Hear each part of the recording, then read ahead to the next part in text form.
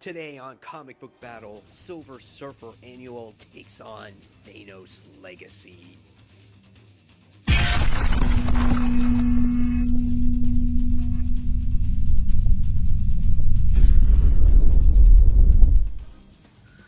Hey comic book fans, welcome back to Comic Book Corner 2.0, and fans, you're back with me, Mike Spider Slayer, getting ready to start a new series, and this is called Comic Book Battle. That's right, fans, this is the video series now where I take two comic books that maybe were released that are similar type of comics, or new number ones, or a DC or a Marvel comic, whatever the case may be. I pit them against each other, I compare them, and I see which comic I like overall. And you guys in the discussions below put what book you like. So we're going to see which book is better between, first, Silver Surfer, bam, right there, the annual that was released this week, and bam, Thanos Legacy, which is a story that's telling Thanos' legacy or his story, okay? So, right away, let's talk about the cover art when it comes to these two books, okay? So, first things first, when you're at the comic book store and you see these two books, you know, cover art in itself, you're like, man, both of these books, they look pretty badass, right? So, I had a tough time making a decision off of cover art. So, not knowing anything about the story beforehand, I would sit there and probably go after the Silver Surfer book first. I really like the artwork here by Philip Tan on this particular issue. I love how you see Silver Surfer. He's front and center, and you see Galactus in the background there. And it's just great artwork, and it's just something we haven't seen in a long time in the Silver Surfer books. All right. Then you go over the Thanos Legacy, and you have this big, overwhelming statue of Thanos, and then you have little Thanos there. Even though it's cool, it just doesn't quite grab the attention like Silver Surfer would. Okay, so the early edge right now, based off of this cover art, has got to go to Silver Surfer. So, let's talk about stories now. Now, there's not going to be too many spoilers in these battle reviews, because I'm just focusing on what book I like the most. And I'll save those in-depth reviews for in-depth reviews. So, we're going to talk a little bit about the interior artwork now when it comes to the book in itself. Okay, so here we are. We open up Silver Surfer, and we get to see the interior artwork. And based off of that cover, it's not quite the same, right? When I look at cosmic books, I look for a lot of detail in my books, okay? When it comes to this particular issue, it's not quite there. It's good, and it's better than Allred's outwork in the last run of Silver Surfer. We get to see Surfer in there. He looks pretty cool, you know. But at times, I felt like the artwork was kind of inconsistent. The creatures looked weird in this particular issue. Silver Surfer, at times, he's kind of disproportionate. Look at this panel right here. He looks like a midget or something, you know, or a small person. And then we have this right here, where he's just, I don't know, he just feels out of place to me. And I just feel like there just lacks detail where there should be more in, like, the background or whatnot. So when it goes to the artwork in here, I wasn't too fond of this one. All right? So now let's talk about the story here.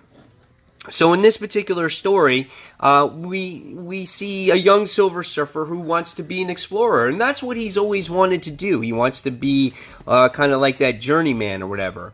And in this issue, you learn a lot about this hidden tale of Silver Surfer, all right? About this story about how he first became Silver Surfer, and he was the Herald of Galactus, and he was forced to give worlds to Galactus, otherwise the world that he grew up on would die. Okay, and so that's what this book really focuses on. And he comes across this species of insect creatures, and he feels like they're bad. And he sits there and says, "Hey, Galactus, you know, here's a planet." Well, when you get to the end of this particular issue, you wind up finding out that obviously he regrets this decision. Now, what happens anywhere in between is up for you guys to read. I thought this was a decent story, but it's not necessary, obviously, to pick up because it's an annual, and we don't even have an ongoing series with Silver Surfer right now. So, unless you really miss Silver Surfer, you don't really need to pick this up, okay? But it was a decent story, and if you have the extra cash, you might want to check it out if you're a, a fan of Silver Surfer. Now, the price point of that book is $4.99. All right, so now let's talk about our next book here. Bam! Thanos Legacy, okay? So, right now, the cover goes to Silver Surfer. The next part of the book is the interior artwork here. Now, we all know that Donny Cates is on fire right now. Whatever the guy writes, people tend to like.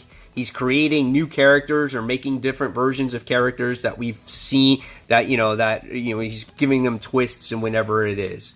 But when you look at the interior artwork in this book, it looks good. It's solid. It's colorful. It's vibrant. We get to see Thanos here and whatnot, and he just looks very menacing and whatnot. And I think this might actually be the same artist that did the Donny Cates run in the Thanos run there.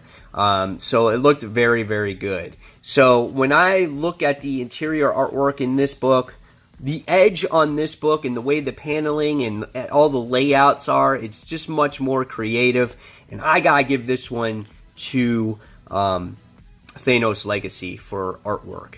So now let's go to overall story. So right now, I guess you want to say this is kind of tied, right? Cover art goes to Silver Surfer, makes you want to buy it more than Thanos Legacy. Haven't seen the Silver Surfer in a long time, but when you open up the books inside, Thanos Legacy actually gets that edge, okay? So what is this story about? What makes you want to read this book? Well, what this one is about is that it takes place between Infinity Wars and right after Donny Cates' run. If you read Donny Cates' run, you're going to find out what's happened in between there with Thanos. Okay, and that's very important. Here we get to see the part with Requiem in there right before Thanos dies, and you get to find out the old Thanos, how he actually gets erased from the universe, because we got to see him die at the end of Donny Cates' run on Thanos. So this made for a very interesting story. So actually, I found myself very much intrigued with this book. Now, the only problem with this actual story is that it's not a full story like most of these annuals or whatnot. They kind of just end. And then they give you this other story here that it's okay, but it's not needed. So you're paying an extra, I don't know, what is this one? $4.99. You're paying an extra $1 for Thanos Legacy, when I would have loved to seen more story continue instead of this other little story with Gamora in it. So, I have gripes with both books. So which one do I feel wins the comic book battle, at least this first episode? Well, with artwork, cover art, overall story, I feel like the edge here goes to Thanos Legacy. Even though you're paying an extra $1 for almost a story that I really don't care about, this story is going to continue on, and Silver Surfer is just left with nothing. We don't even get another book. So that's the main reason why I'm going to continue to read Thanos Legacy, because this story will continue on. Silver Surfer is nowhere to be found. So in this battle, guys, Thanos beats Silver Surfer. So, hopefully you guys enjoyed this new series that I'm doing. Obviously, I have to tweak it a bit, but if you have any suggestions on how to make this series better, please leave it in the comments below, guys. And hopefully you enjoyed, and until that next comic book review, this is Mike Spider Slayer signing off. Thanks for watching, guys. Bye.